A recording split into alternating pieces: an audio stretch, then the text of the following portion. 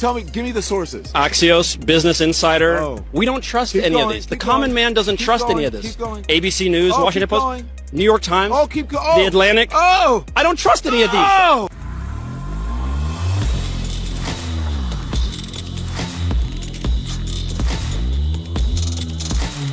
I want to tell you guys about Prison Fellowship only for two reasons. One is to thank you, and two is to give you an opportunity to give before the year end. That's it. No pressure.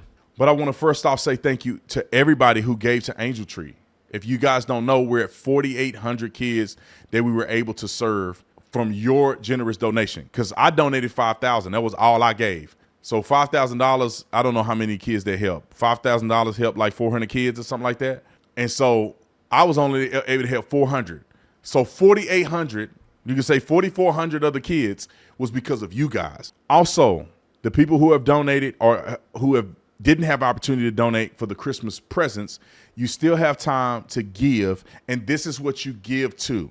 Prison Fellowship has a program inmates can apply to, and only a few can get in because it's such a demand. I mean, when I went to Perryville, they had women that have been on the wait list for a few years because there's so many women that are seeking the guidance and seeking the program that Prison Fellowship is offering. And I'm not just telling you something I read in a book. I was physically there. I saw them, these young women, and not all of them were young, but these women were having conversations, crying.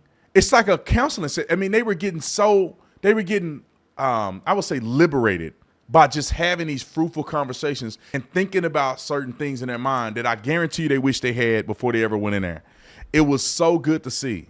And it really gave me a lot of hope that I not only was supporting the organization because I know that they're good, I saw it with my own eyes.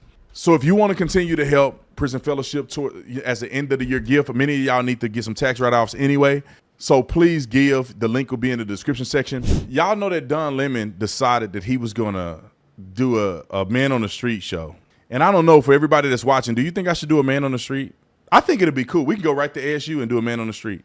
Because I think that it's very interesting to hear people's thoughts. Now, I do the Man on the Street, but I won't wear no Trump stuff. I'll just be a regular black man and just see how people will talk to a black man on the street that they think is a Democrat.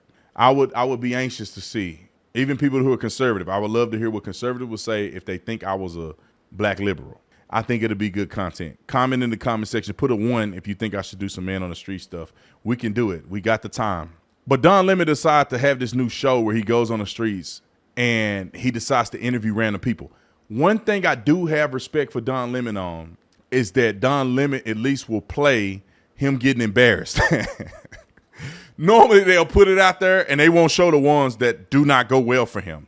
And when he was going and interviewing people before the election and everybody was saying Trump is going to win and we all vote for Trump, he at least put it out there, which I was shocked. Coming from CNN, I was shocked that he put it out there. But Nick is getting his clip together because he decided to ask a black man, which I think Don Lemon, for some reason, still think all black men are in the liberal plantation, and they're not. So let's pull up this clip real quick and play Don Lemon because I think it's important to see. If you're ready, let me know. Roll the clip. Who is the real president-elect, do you think? Donald Trump won, I believe. Democratic lawmakers in Washington are calling Elon Musk President Musk now, and they're saying Donald Trump is the vice president or the head of communications. What's? Wait a second. No one said that. Really? Have you not watched and paid attention to the Absolutely news? not. I'm paying attention to what I'm doing during my day so I can try and get a better life and get ahead. Okay, do you have your phone with you? I do. Why don't you Google right now? Yes, tell me. President Musk and see what comes up. No. But that's already a loaded question, you realize. Tell me, give me the sources. Axios, Business Insider. Oh. We don't trust Keep any going, of these. The keep common going, man doesn't keep trust going, any of this. keep going. ABC News, Oh, Washington keep Post, going. New York Times, Oh, keep going. The Atlantic. Oh! I don't trust any of these. Oh! I don't trust any of them. Okay. I don't trust any of these. We're the common man. We don't trust any of these. No one trusts the government. No one trusts the common news. We don't trust any of that anymore. Well, Independent news, we are the ones that own the news now. People trust me. They don't trust MSNBC. Because I care and I'm actually one of them. Can't disagree with you. Okay. Because Well then. I get a lot of people coming to me saying, I only watch you. I don't watch corporate media anymore. Right. Ding, ding, ding, ding. I don't know who he's talking to. The common man, black, white, or whatever. The common man with common sense. This is how they feel. Nobody's taking that. That's how they lost the election. Nobody's taking what they say seriously. It's taken with a grain of salt. MSNBC says, Elon Musk, we know their tactic. I said this on the stage at AmFest during my speech, and I got it from somebody saying Patrick Bet-David said it, right? And it triggered in my mind. I think Patrick Bet-David is right. So I said it after hearing that he said it. I didn't hear him say it. Somebody said he said it, and I took it. So don't think I'm trying to say this is my own unique idea. But I think he was, in part, I took from him. I don't know exactly what he said in totality. But my perception of it is that Donald Trump was a threat to them. They tried to kill him, impeach him, you name it. They tried to do it, put him in prison, ruin his reputation. They lied on him. They said they came up with a fake Iowa poll. I mean, they tried to do everything they could. They gave $2.5 billion to Kamala Harris's campaign. They did everything they could. They were all on him. They couldn't stop talking about him. They didn't bring up nobody else's name but Donald Trump, Donald Trump, Donald Trump, Donald Trump. He won. And then they realized, Donald Trump only had 4 years. Elon Musk has a lot of influence. And his money is getting longer and longer and longer.